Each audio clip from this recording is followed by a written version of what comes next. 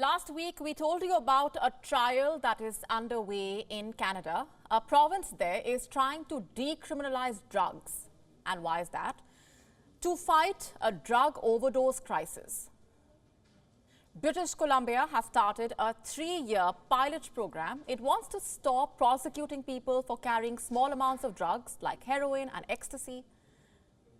And now Australia has come up with a decision that is dominating headlines. Australia has become the first country to approve the legal use of MDMA, also known as ecstasy, as well as psilocybin. MDMA, like I just said, is also called ecstasy, and psilocybin is a psychedelic compound found in magic mushrooms. Australia has become the first country to offer such psychedelic therapies to the public at large for anyone diagnosed with those life-threatening conditions. Starting July, psychiatrists will be able to prescribe MDMA and psilocybin for mental health disorders. And that brings me to a bigger point, the relationship between psychedelics and psychiatry. There have been clinical trials, but at the same time, prohibition measures and policies meant that research into the possible benefits of such drugs was delayed. And now Australia is the first country in the world where medicinal psychedelics can be prescribed in certain conditions. The Australian Therapeutic Goods Administration has decided that there was a need for new therapies. The TGA has said the decision acknowledges the current lack of options for patients with specific treatment-resistant mental illnesses. It means that psilocybin and MDMA can be used therapeutically in a controlled medical setting.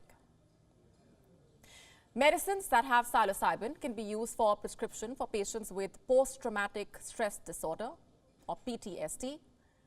MDMA or ecstasy will be available for patients with treatment-resistant depression. These two drugs are mind-altering drugs. Essentially, MDMA is a stimulant that leads to the release of dopamine. What is dopamine?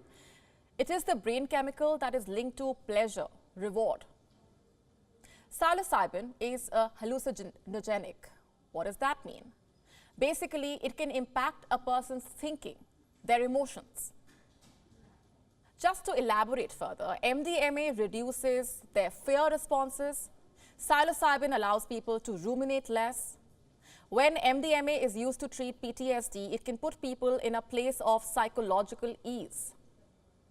Like I said, psychiatrists can prescribe MDMA for post-traumatic stress disorder and psilocybin for treatment-resistant depression. According to the TGA, these are the only conditions where there is sufficient evidence for potential benefits in certain patients.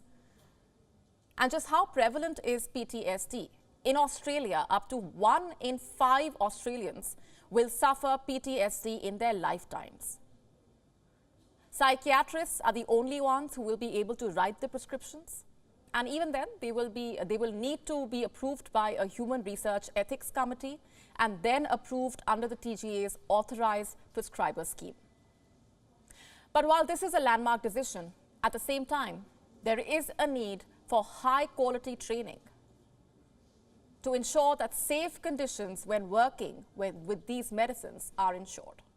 WION now available in your country. Download the app now. Get all the news on the move.